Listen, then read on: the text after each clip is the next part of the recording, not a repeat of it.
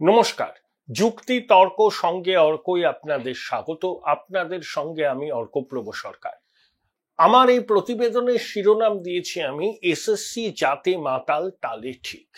কেন এরকম প্রতিবেদন দিলাম খুব সংক্ষেপে বলবো, দীর্ঘ সময় ধরে আপনাদের বিরক্তি উদ্রেক করতে চাই না, বিশেষত যখন আমার আলোচনার বিষয় আজকে স্কুল সার্ভিস কমিশনের এই যে পরীক্ষা নেওয়া হলো সেই সম্পর্কে। প্রথম কথা, আমরা একটা কথা প্রায়ই বলি, খুব প্রচলিত লব্জ, সিজারের পত্নীর মতো সব সন্দেহের ঊর্ধ্বে উঠতে হয়। এসএসসির মতো প্রতিষ্ঠান, যেটা নামে স্বয়ং শাসিত, আসলে 14 তলা এবং বিকাশ ভবনের অঙ্গুলি হেলনে চলে, তাদের পক্ষে কি সিজারের পত্নীর মতো সব সন্দেহের ঊর্ধ্বে ওঠা সম্ভব? আমার স্পষ্ট জবাব, সম্ভব নয়। কারণ সুপ্রিম কোর্ট বলেছে এসএসসি পরিকল্পনা করে দুর্নীতি ঢাকতে চেয়েছে। 17 রকম দুর্নীতি করে এই যে 2016 সালের এই যে চাকরিগুলো বাতিল হয়েছে, তার দায় মধ্যশিক্ষা পর্ষদ, এসএসসি, বিকাশ ভবন, নবান্ন কেউ এড়াতে পারে না। একদম গন্ধ বেরোচ্ছিল নিয়োগ প্রক্রিয়া থেকে। এবং সুপ্রিম কোর্ট বলেছে যে রাজ্য সরকার, এসএসসি প্রমুখের জন্য বহু ছাত্রছাত্রীর ভবিষ্যৎ নষ্ট হয়েছে, বহু মানুষের ভবিষ্যৎ নষ্ট হয়েছে, নিয়োগ প্রক্রিয়া থেকে গন্ধ বেরোচ্ছে। দাগিদের পরীক্ষায় বসানোর জন্য অ্যাডভোকেট জেনারেল কলকাতা হাইকোর্টে সওয়াল করেছিলেন। সুপ্রিম কোর্টের তীব্র ভৎসনার মুখে পড়েছিলেন রাজ্যের অ্যাডভোকেট জেনারেল।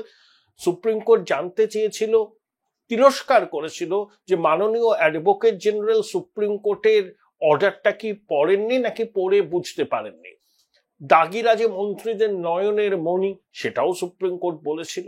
এই আবহে 7ই সেপ্টেম্বর পরীক্ষা হলো নবম দশমের জন্য। 3 লক্ষের বেশি পরীক্ষার্থী পরীক্ষা দিয়েছিলেন। 14ই সেপ্টেম্বর হবে একাদশ দ্বাদশের জন্য। এই নবম দশম, একাদশ দ্বাদশ আপনি যদি যোগ করেন, সব মিলিয়ে সংখ্যাটা ওই 5.5 লাখের কাছাকাছি। আর 2016 সালে কতজন পরীক্ষা দিয়েছিলেন এসএসসি জানেন? 22 লক্ষ। অর্থাৎ এসএসসির প্রতি আস্থা যে টলে গেছে তার প্রমাণ 2016 সালে যতজন পরীক্ষার্থী পরীক্ষায় বসেছিলেন তার 1/4 এবারের পরীক্ষায় বসলেন। 2, দেখুন, বিকাশ বাবু, ফিরদৌস শামীম প্রমুখ সওয়াল করেছিলেন হাইকোর্টে, সুপ্রিম কোর্টে। আমি অনেকবার আমার প্রতিবেদনে বলেছি, আমি বিশ্বাস করি না, আমার মতো অনেকে বিশ্বাস করেন না, যে এসএসসির পক্ষে একটা পরীক্ষা সুষ্ঠুভাবে সম্পাদন করা সম্ভব। আমি বিশ্বাস করি না। আপনারা আপনাদের মতামত কমেন্ট বক্সে জানাবেন। তাহলে বিকাশ বাবুরা এই প্রশ্নটা সুপ্রিম কোর্টের সামনে রাখলেন না কেন? যে সুপ্রিম কোর্টে বলেছে এসএসসি দুর্নীতি ঢাকতে চাওয়ার জন্য যা করার তাই করেছে, সেই এসএসসি রাতারাতি তো একেবারে রত্নাকর থেকে বাল্মীকি হয়ে যায়নি। সেই সিস্টেম, সেই লোকজন, সেই এসএসসির পক্ষে একটা পরীক্ষা সম্পাদন করা সম্ভব? আপাত দৃষ্টিতে পরীক্ষায় কোনো গন্ডগোল হয়নি, তার মানে এই নয় যে সবকিছু সুষ্ঠুভাবে হয়ে সুপ্রিম কোর্টের বেঁধে দেওয়া সময়সীমার মধ্যে যারা যোগ্যতা অর্জন করবেন তারা নিয়োগপত্র পাবেন। এখন তো সবে কলির সন্ধে। ওয়েমার শিটের কার্বন কপি নিয়ে পরীক্ষার্থীরা বাড়ি গেছেন। ওয়েমার শিট নিয়ে কোনো গন্ডগোল হবে না, এটা অন্তত নিশ্চয়তা রয়েছে। কিন্তু আরো অনেকগুলো বিষয় আছে। তাহলে বিকাশ বাবুরা কেন সওয়াল করলেন না যে সুপ্রিম কোর্ট এমন একটা মেকানিজম ইভলভ করুক, এমন কিছু একটা অ্যারেঞ্জমেন্ট সুপ্রিম কোর্ট বলে দিক বা নির্দেশ দিক, সেই অ্যারেঞ্জমেন্টের মধ্যে দিয়ে এই পরীক্ষা হবে। আরে এসএসসি ঠগের বাড়ির ভোজ, ঠগের বাড়ির ভোজ যেখানে, সেখানে আমি অন্তত নিশ্চিত হতে পারছি না যে সবকিছু ঠিকঠাক হয়ে একেবারে 31শে ডিসেম্বর সুপ্রিম কোর্টের বেঁধে দেওয়া সময়সীমার মধ্যে যোগ্যরা নিয়োগপত্র পাবেন। 2026-এর প্রথম দিন থেকে তারা কলেজে যাবেন। আমার কাছে এসএসসি সম্পর্কে এত ভালো ধারণা নেই, কারণ যা কাণ্ড তারা করেছে বিগত দিনে রাতারাতি তার বদল হওয়া সম্ভব নয়। দেখুন, এসএসসি যোগ্য অযোগ্যদের তালিকা দিতে চাইছিল না হাইকোর্টে, নানা রকম টালবাহানা করছিল, ওয়েমার শিট নেই, মিরর ইমেজ নেই। যেই সুপ্রিম কোর্ট একেবারে ধমকালো দিতে হবে, তখন কিন্তু রাতারাতি অযোগ্যদের একটা তালিকা প্রকাশ করলো। এখনো নাকি অনেক অযোগ্য আছে। শুভেন্দুবাবু বলেছেন 152 জন দাগি নাকি পরীক্ষা দিয়েছেন। শুভেন্দুবাবুর অভিযোগ প্রমাণ করার দায়িত্ব তার, আমার এই বিষয়ে কিছু বলার নেই। তাহলে এসএসসি দাগিদের তালিকা প্রকাশ করতে চাইছিল না, ঠেলায় পড়ে করলো। ঠেলায় পড়ে যেমন বেড়াল গাছে ওঠে, ঠিক সেভাবেই করলো। কিন্তু দেখুন, এতটাই অনুপ্রাণিত এবং গৃহপালিত এসএসসির কর্তারা যে মোট যে পরীক্ষার্থীরা 7ই সেপ্টেম্বর নবম দশমের শিক্ষকদের জন্য পরীক্ষায় বসেছেন, তাদের 10% বা 31,000-এর কাছাকাছি অন্যান্য রাজ্য থেকে এসেছেন। সঙ্গে সঙ্গে এসএসসি কিন্তু এই ফিগারটা দিয়ে দিল, এবং সঙ্গে সঙ্গে তৃণমূলের নানা স্তরের আমচা চামচা বেলচা মুখপাত্ররা বলতে শুরু করলেন, দেখো দেখো দেখো দেখো, এত স্বচ্ছ আমাদের পরীক্ষা ব্যবস্থা। যোগী আদিত্যনাথের রাজ্য থেকে পরীক্ষার্থীরা এসছেন, বিহার থেকে এসছেন, ঝাড়খণ্ড থেকে এসছেন, আমাদের পরীক্ষা পদ্ধতি কত ট্রান্সপারেন্ট। মমতা বন্দ্যোপাধ্যায়ের অনুপ্রেরণায় আমরা একটা পেশাদারি দক্ষতার সঙ্গে একটা পরীক্ষা ব্যবস্থা করেছি, তোমরা আমাদের মাথায় তুলে নাচো। প্রশ্ন হলো, 1 বছর আগে সম্ভবত বিহারে এই স্কুলের শিক্ষক, প্রিন্সিপাল, ভাইস প্রিন্সিপালের পরীক্ষা হয়েছিল। তাতে শূন্য পদের সংখ্যা এর থেকে 5 গুণ ছিল। শুধু শিক্ষকের সংখ্যাই ছিল 80,000-এর উপর। পাটনা স্টেশনে বাংলার ছেলেরা ভিড় করে আছে, কোনোভাবে স্টেশনে রাত কাটাচ্ছে, বিহারের পরীক্ষায় বসবে বলে।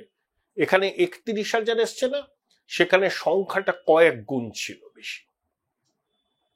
এটাই হচ্ছে বাস্তব। 2016 22 লক্ষ পরীক্ষার্থী ছিল, আর 2025-এ সুপ্রিম কোর্টের নির্দেশে এই পরীক্ষায় নবম, দশম, একাদশ, দ্বাদশ মিলিয়ে মেরে কেটে 5.5 লক্ষ হবে। মানে 1/4 2016 সালের থেকে। 9 বছর বাদে পরীক্ষা হচ্ছে। পশ্চিমবঙ্গের মানুষের ভরসা বিশ্বাস কিছুই নেই এসএসসির প্রতি। তার সব থেকে বড় প্রমাণ হচ্ছে ব্যাপক হারে পরীক্ষার্থীদের সংখ্যা কমা।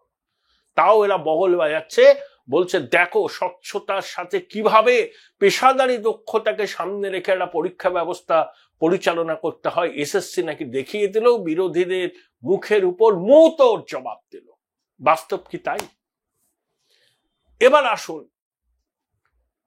যোগ্যতা অর্জন করতে গেলে তার কিছু ডিভিশন থাকে। শিক্ষাগত যোগ্যতায় 2016 সালে ছিল 35টা নাম্বার, সেটা কমিয়ে করে হচ্ছে 10। আচ্ছা, একটা ছেলে বা একটা মেয়ে শিক্ষক হিসাবে এলিজিবল তখনই হয়, অন্তত আমি বিশ্বাস করি, আপনারা জানাবেন আপনাদের মতামত, যখন থ্রু আউট তার একাডেমিক ক্যারিয়ার খুব ভালো থাকে। School leaving exam, higher secondary, graduation, masters, সব জায়গায় সে কৃতিত্বের স্বাক্ষর রাখে। অর্থাৎ স্কুল লাইফ থেকে বিশ্ববিদ্যালয় জীবন পর্যন্ত একটি ছাত্র বা ছাত্রী কেমন, কতটা মেধাবী ছিলেন, সেটা কিন্তু প্রমাণ হয় এই পরীক্ষাগুলোতে সে কত নাম্বার পেয়েছে। সেখানে গুরুত্বটা কমিয়ে দেওয়া হলো 10, আগে ছিল 35। আর কোথায় নাম্বারটা বেশি রাখা হলো? একটা হচ্ছে ইন্টারভিউ বোর্ড, আর একটা হচ্ছে লেকচার ডেমনস্ট্রেশন। এখন প্রশ্ন হলো, ইন্টারভিউ বোর্ডে কারা থাকবে? কোন রত্ন, কোন নবরত্নরা এই ইন্টারভিউ বোর্ড আলোকিত করবেন? তাদের ক্রেডেনশিয়াল কি? তারা কি প্রকৃত শিক্ষাবিদ নাকি অনুপ্রাণিত? Join Indian Institute of Hotel Management now. Right choice, right decision. তাদের জাজমেন্ট যে একদম সঠিক হবে, তার কি নিশ্চয়তা আছে? সেখানে স্বজন পোষণ হবে না, সেখানে নয়নের মণিদের ঢোকানোর চেষ্টা হবে না, কেউ তো বলতে পারে না। তাহলে আপনি লেকচার ডেমনস্ট্রেশন এবং ইন্টারভিউ এর জন্য 20 নাম্বার রাখলেন, আর শিক্ষাগত যোগ্যতা একজন শিক্ষক বা শিক্ষিকার যেটা মূল বিষয় হওয়া উচিত সেখানে গুরুত্ব কমিয়ে দিলেন। আগামী দিনে এখানে যে কোনো বড় সড় গন্ডগোল হবে না তার গ্যারান্টি কেউ দিতে পারে? কেউ দিতে পারে না। দেখুন, একদল 7-8 বছর পড়িয়েছেন, সুপ্রিম কোর্টের নির্দেশে চাকরি গেছে, তারা ক্লাসরুমে ছাত্রছাত্রীদের পড়ানোর ব্যাপারে যথেষ্ট অভিজ্ঞ।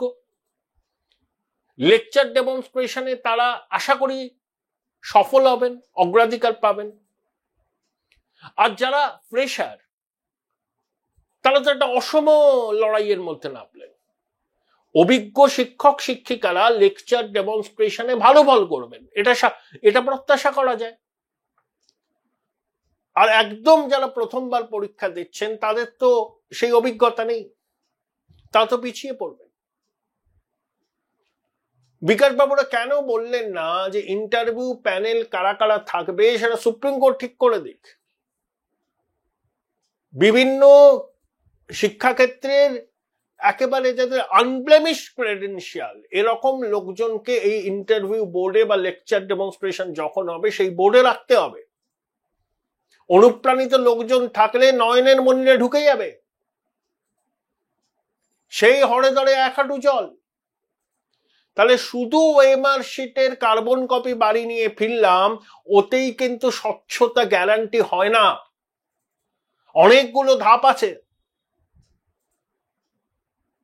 সব থেকে বেশি বিতর্ক হবে ইন্টারভিউ এবং লেকচার ডেমনস্ট্রেশনকে নিয়ে। তাই আমার আশঙ্কা এখনো থেকে যাচ্ছে। আর তৃণমূলের মুখপাত্ররা এবং সিউডো তৃণমূল অনেক আছে এরকম, তারা উত্তরপ্রদেশ থেকে পরীক্ষার্থীরা এসছে বলে আনন্দে ধেই ধেই করে নাচছেন। আমার প্রশ্ন হলো, উত্তরপ্রদেশে কিছু নামি দামি শিক্ষা প্রতিষ্ঠান আছে, যেমন আপনার বেনারস হিন্দু ইউনিভার্সিটি আছে, কানপুর আইআইটি আছে, আলিগড় মুসলিম বিশ্ববিদ্যালয় আছে, এরকম আছে বেশ কিছু প্রাইভেট প্রতিষ্ঠান আছে। কিন্তু আমাদের ভাবতে অবাক লাগছে, আজকে আমাদের তুলনা করতে হচ্ছে শিক্ষার ক্ষেত্রে উত্তরপ্রদেশের সঙ্গে, বিহারের সঙ্গে। এমন একটা সময় ছিল যেখানে Bihar, Orissa, Assam, enter north east, এমনকি উত্তরপ্রদেশ থেকেও ছাত্রছাত্রীরা কলকাতা বিশ্ববিদ্যালয়ে পড়তে আসতেন, প্রেসিডেন্সি কলেজে পড়তে আসতেন, সেন্ট জেভিয়ার্সে পড়তেন। আমাদের শিক্ষার একটা আলাদা জায়গা ছিল দেশে, সবাই সেটাকে কুর্নিশ করত। আমরা তো তুলনাটা কোথায় টানবো? চেন্নাইয়ের সঙ্গে, হায়দ্রাবাদের সঙ্গে, দিল্লিতে যে কলেজগুলো আছে, লেডি শ্রীরাম থেকে শুরু করে অনেক কলেজ, তাদের সঙ্গে আমাদের কলেজের তুলনা টানবো? সেই সাহস আমরা দেখাতে পারছি না।